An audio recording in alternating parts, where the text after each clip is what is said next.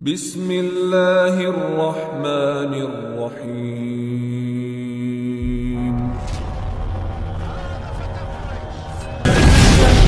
الغوافي أبلغي عنا الغوافي أقسيني الغوافي أبلغي عنا الغوافي أقسيني الغوافي أبلغي عنا الغوافي أبلغي من معيش الحق نرغد ومما مسكنا عزة فينا وسكنا. Alkisah, hiduplah seorang pemuda Madinah yang pekerjaannya sebagai penggali kubur. Selain dia bertugas menggali kubur ketika ada warga yang meninggal dunia, dia juga sering mencuri barang-barang berharga yang dikuburkan bersama jenazah. Pencurian ini dilakukan ketika keluarga jenazah pergi meninggalkan areal pekuburan. Setelah ditimbun tanah, dia gali kembali kuburan tersebut demi bisa mengambil barang berharga yang ikut dikuburkan bersama jenazah. Bahkan dia juga akan mengambil kain kafan jenazah jika dianggap kain kafan itu berharga. Pada suatu hari, ada seorang gadis di Madinah yang meninggal dunia. Gadis ini terkenal dengan kecantikannya yang luar biasa di kota itu. Di samping kecantikannya itu, gadis ini juga sangat solehah dan pandai menjaga diri. Semasa hidupnya banyak laki-laki yang naksir dengan gadis cantik ini. Suatu hari ketika gadis ini meninggal dunia, si pemuda penggali kubur ini memulai aksi bejatnya. Begitu suasana pemakaman sudah sepi, dia menggali kembali kuburan gadis itu. Pertama-tama dia ambil kain kafannya. Pada saat membuka semua kain kafan si gadis, maka terlihatlah kecantikan wajah dan tubuh dari gadis itu, hingga membuat mata si pemuda terpesona karena melihat begitu indahnya tubuh jenazah si gadis. Tanpa berpikir panjang, pemuda penggali kubur itu pun langsung melampiaskan syahwat bejatnya kepada jenazah gadis tersebut. Setelah itu, pemuda ini menutup kembali kuburan itu dan pulang ke rumahnya. Namun setelah melakukan hal tersebut, dia merasakan seperti dikejar-kejar dosa, dan hal itu membuatnya sangat gelisah. Akhirnya pada suatu hari, pemuda ini berniat untuk menemui Rasulullah SAW di Madinah. Di sana dia ketemu dengan Umar bin Khattab. Setelah mengucapkan salam kepada Umar, dia kemudian bertanya dengan cemas dan hati-hati. Pemuda ini bilang, "Apa pendapatmu jika ada seseorang yang berzina?" Kemudian dengan tegas Umar menjawab, jika dia sudah menikah, dia harus dirajam sampai mati. Jika belum pernah menikah, maka akan dicambuk 100 kali dan diusir dari kampung selama 1 tahun. Lalu pemuda ini bertanya lagi, bagaimana jika ada orang yang menzinahi mayat dan orang itu belum menikah? Umar pun terdiam mendengarnya. Bulu kuduknya berdiri mendengar pertanyaan pemuda itu, maka Umar berkata, "Sungguh keterlaluan. Aku tak bisa membayangkan sebesar apa dosanya orang itu memang. Siapa yang berani melakukan perbuatan keji seperti itu?" Sambil gemetaran, pemuda ini menjawab, "Wahai Umar, aku sendiri yang melakukannya. Apakah Allah masih mau mengampuni perbuatanku ini?" Tanpa berkata apapun, Umar langsung cepat-cepat berjalan masuk ke dalam masjid dan dia menangis. Rasulullah SAW yang ada di dalam masjid itu heran melihat Umar yang tiba-tiba menangis. Kemudian Rasulullah SAW bertanya kepada Umar, apa yang membuat dirinya sampai bersedih seperti itu? Umar menjawab, "Wahai Rasulullah, di luar ada seorang pemuda yang membuat bulu kuduku berdiri dan dia ingin bertobat dari dosa-dosanya."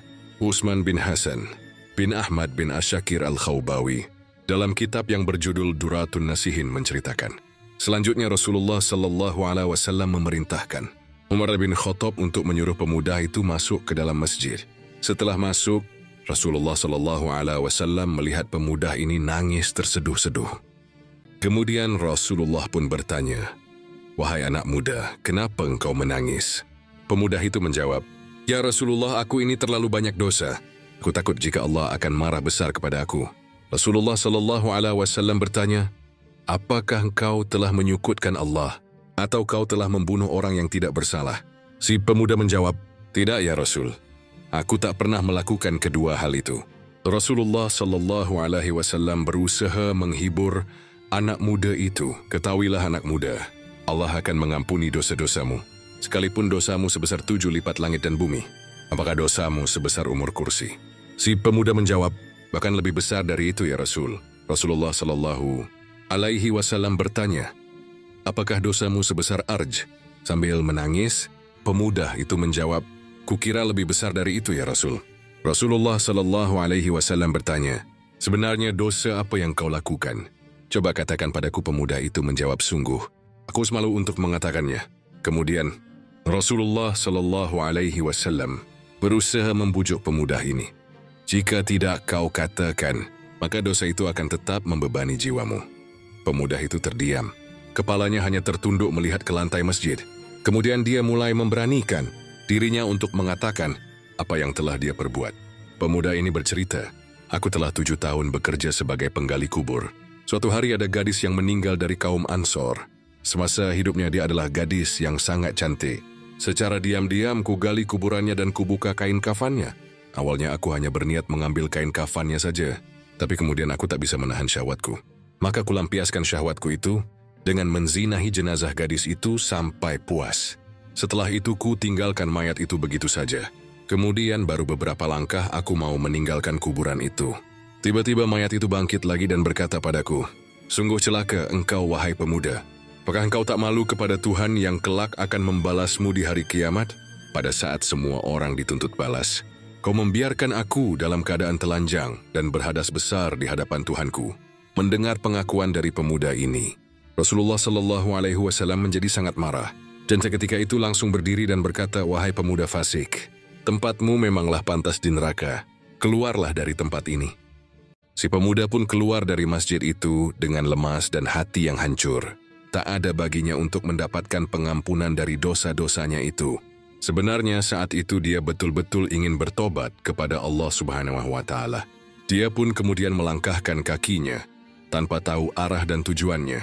Saat itu, Rasulullah Shallallahu Alaihi Wasallam ingin mendengar petunjuk langsung dari Allah Subhanahu wa Ta'ala tentang peristiwa yang baru saja beliau dengarkan. Di sisi lain, menyendiri dalam sebuah gua di gunung. Di gua itu dia terus menangis meminta ampunan kepada Allah Subhanahu wa Ta'ala. Dia pun bersumpah tidak akan keluar dari gua itu sebelum Allah memaafkannya dan menyampaikan ampunannya itu lewat Rasulullah Shallallahu Alaihi Wasallam. 40 hari kemudian, tubuh dan wajah pemuda itu berubah drastis. Selama di dalam gua, dia hanya bertahan hidup dengan makanan yang dia temukan di dalam gua itu. Dia terus berdoa, oh Tuhannya Nabi Muhammad, Tuhan dari Nabi Adam dan Hawa, jika aku telah engkau ampuni, maka sampaikanlah kepada Nabi Muhammad dan para sahabatnya. Tapi jika saja tubatku ini kau tolak, maka bakarlah aku di dunia dan bebaskan aku dari siksa di akhirat. Sungguh aku tak akan sanggup menerima siksamu di akhirat kelak. Tak lama dari itu, Allah Subhanahu wa Ta'ala mengutus malaikat Jibril untuk menemui Rasulullah Shallallahu Alaihi Wasallam. Kemudian malaikat Jibril bertanya, wahai Rasulullah, Allah menitipkan salam kepadamu dan Allah bertanya, apakah engkau yang menciptakan makhluk? Rasulullah Shallallahu Alaihi Wasallam menjawab, Allah Subhanahu wa Ta'ala yang menciptakan aku dan semua makhluk. Jibril berkata, apakah kau yang memberi rezeki kepada mereka? Rasulullah Shallallahu Alaihi Wasallam menjawab, tidak, hanya Allah yang mampu memberikan rezeki kepada makhluknya. Malaikat Jibril bertanya, maka apakah kau yang menerima taubat mereka? Atau kau yang menghukum mereka atas dosa-dosa mereka? Rasulullah Shallallahu Alaihi Wasallam menjawab, Maha suci Allah yang maha memberi pengampunan. Malaikat Jibril berkata, wahai Rasulullah, Allah berfirman, maafkanlah hambaku karena Allah telah mengampuninya. Kemudian, Rasulullah Shallallahu Alaihi Wasallam memanggil pemuda itu. Dia berberitahu kepadanya bahwasanya Allah Subhanahu wa Ta'ala telah mengampuni dosanya dan telah menerima taubatnya. Tak lama dari itu, pemuda ini pun meninggal dunia.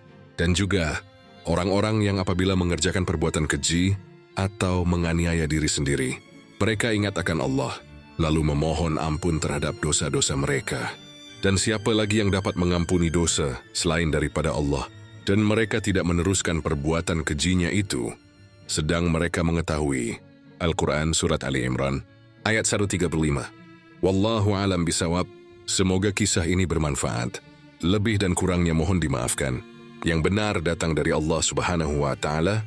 Khilaf atau keliru itu datang dari saya pribadi sebagai manusia biasa. Sampai ketemu di kisah-kisah seru yang penuh makna selanjutnya. Saya akhiri, wassalamualaikum warahmatullahi wabarakatuh.